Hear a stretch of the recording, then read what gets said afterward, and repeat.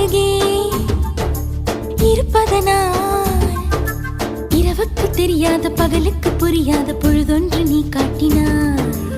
இதயத்தில் நீ இருப்பதனால் நான் தூங்கும் நேரத்தில் என்னுள்ளே தூங்காமல் நெஞ்சுக்குள் வாயாடினாய். கண்ணாடி நீ கடிகாரம் நான் உன்னுள்ளே ஓடோடி வாழ்வே. காதல் எனும் கடுதாசி நீ என்றென்றும் அன்புடன் நான்